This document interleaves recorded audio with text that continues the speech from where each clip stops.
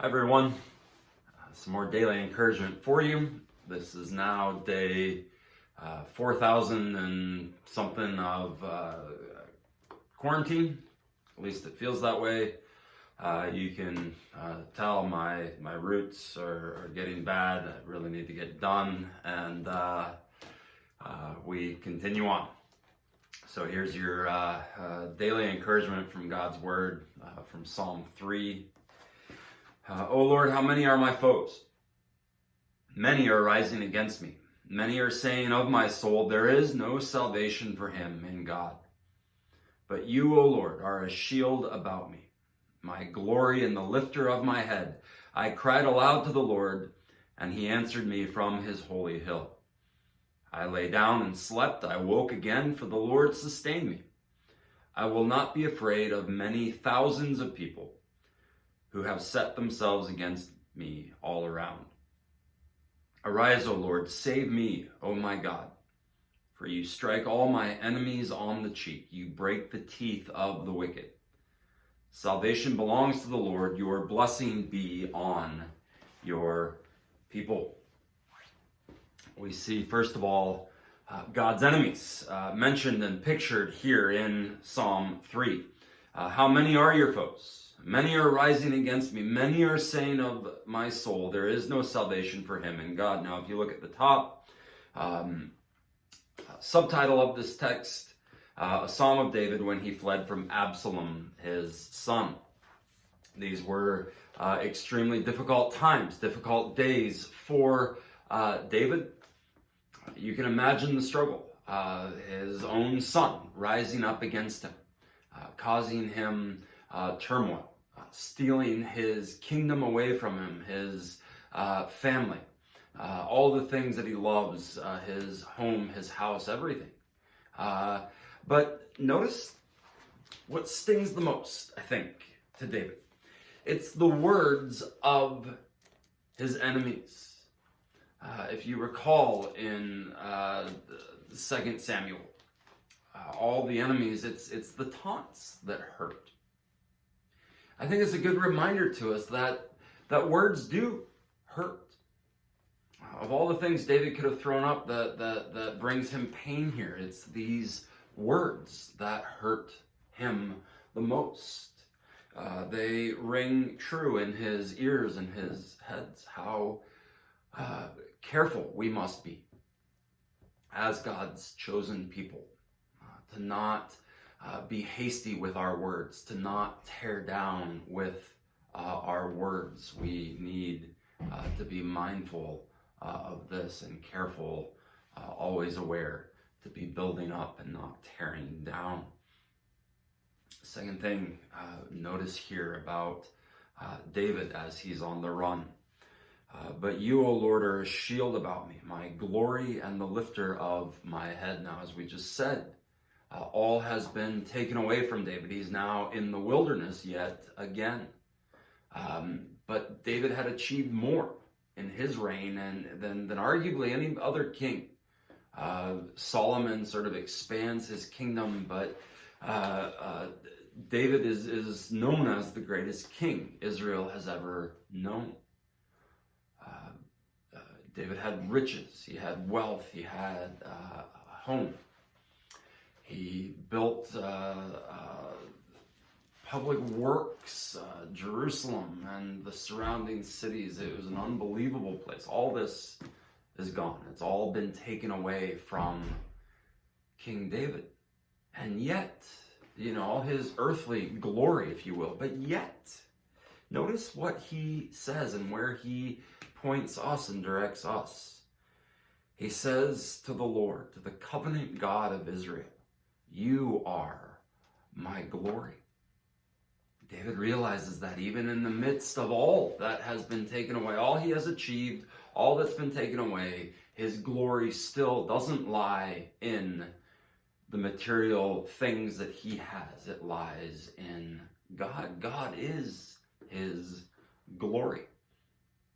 Must admit, the other day I got rather upset thinking about how baseball season has been delayed. Our family has really grown to love going to baseball games And being so close to Chicago, we got in one White Sox game last year because they're the only baseball team in Chicago. And we were looking forward to many more White Sox games this year. Not going to happen, at least for a while. And I know this is a minor thing in comparison to David's kingdom and the kingdom of Israel and all that he lost. But I think in this pandemic, all of us can say a little bit of our earthly glory has been taken away, whether it's stocks or 401k retirement plans that we've seen on the decline. Whatever it is, loss of personal freedoms, plans put on hold or maybe canceled permanently.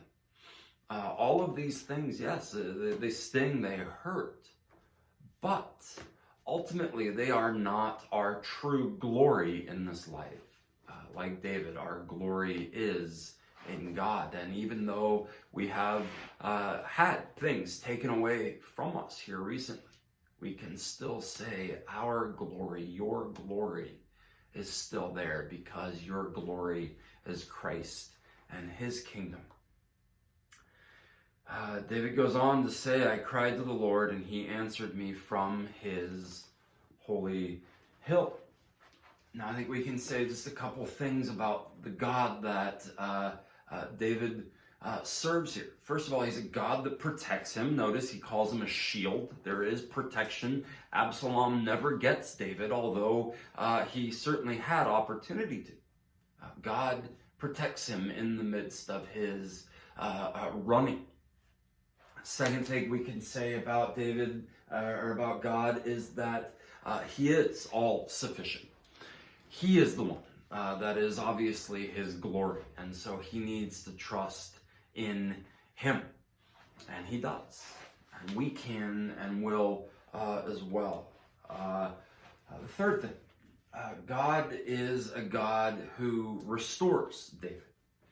Notice here what he says. He lifts up his head. You are the lifter of my head. Verse 3. If you remember Joseph and his time, we just got done studying Joseph with the youth in our youth Bible studies. And one of the things that happened to David is to Joseph is that he's put into prison while he's in Egypt.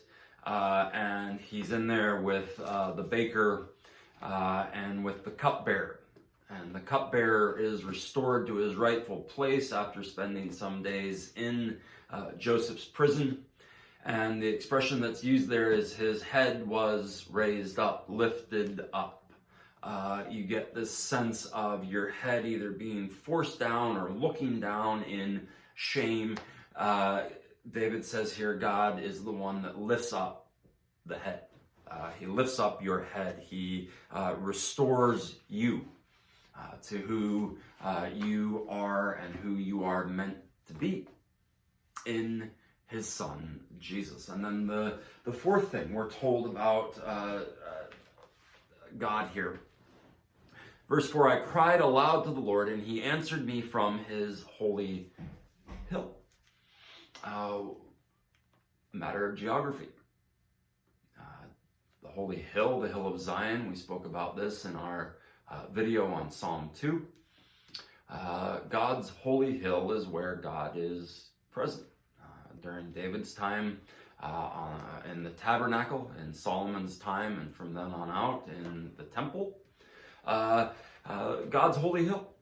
It's where Israel was called to go and to worship, to make their sacrifices. It was God's hill. It's where God was present and able to be accessed there. So how can David say that? He's been driven out into the wilderness. But yet, notice, even though he has been driven away from God's holy hill, God still hears him. God answers his prayer. He is a God that is always accessible to his people. And this should be of great comfort to us in these uncertain days. But even though we can't gather and worship together as we normally would be doing, God is still accessible. We can still go to him with our prayers. He hears them. He answers them. What a great God it is that we serve. And then the last two things I want to point out in this text are that God gives David sleep. He allows him to be at peace in the midst of his struggles and uncertainties. As I lay down and slept, I woke again, for the Lord sustained me. At this point in time, God does not give David peace from his enemies or peace from his adversity, but he does give him peace in the adversity. And that's a very important thing to point out. God gives David peace in the adversity. He can lie down, he can sleep. Why? Because he's at peace. He knows that God is in control of all of that. And I think it has to come from the fact that David understands the promises that God has made to him and to his forefathers. He understands that God is a covenant-making and a covenant-keeping God. And the same is true for us. There's great peace in knowing this, that God doesn't just make crazy promises that he never means to make good on. God has made promises, and because of that, they will come true. And this can give us, and should give us, and does give us, a tremendous amount of peace.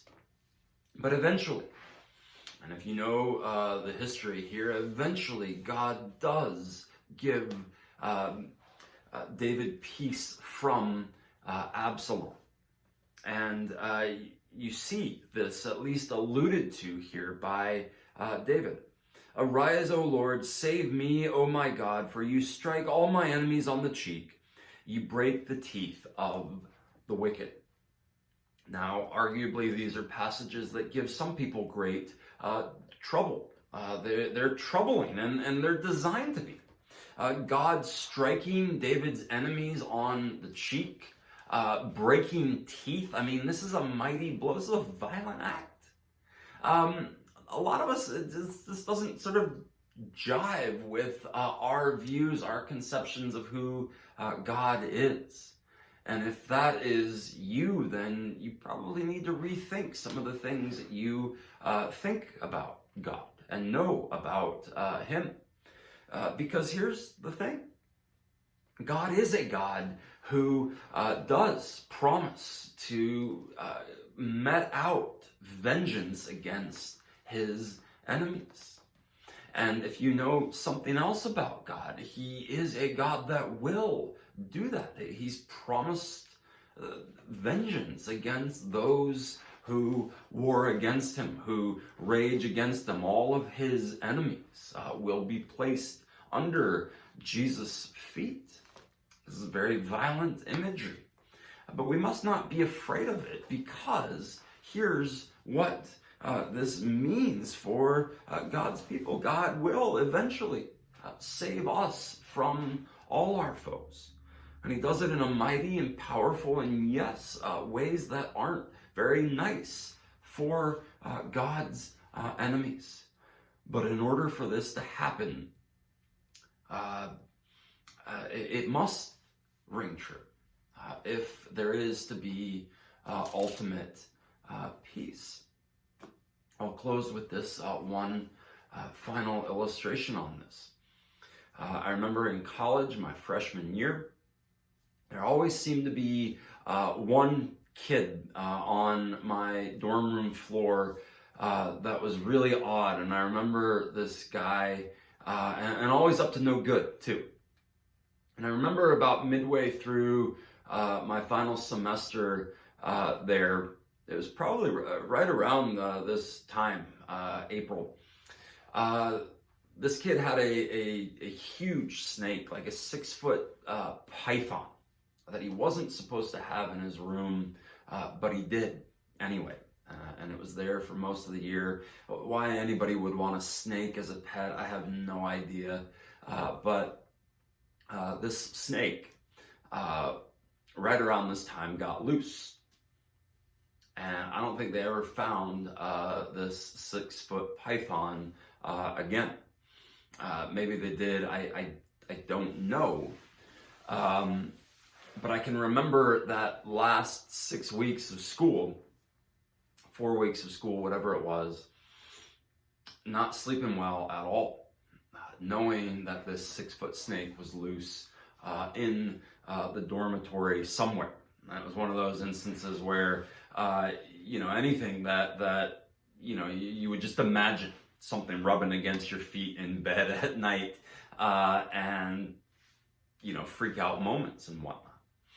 I didn't finally start sleeping well until, I remember it vividly.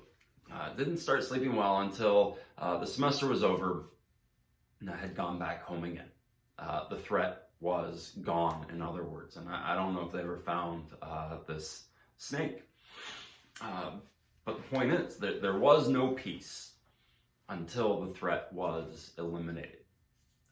It's the same here.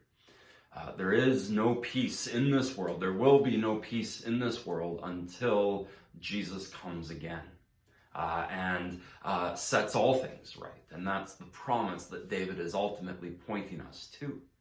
That even though it's uncertain times here and now, even though there's a lot on our minds and we worry and we fret and plans are made and rearranged and everything else, that's not the way it will always be.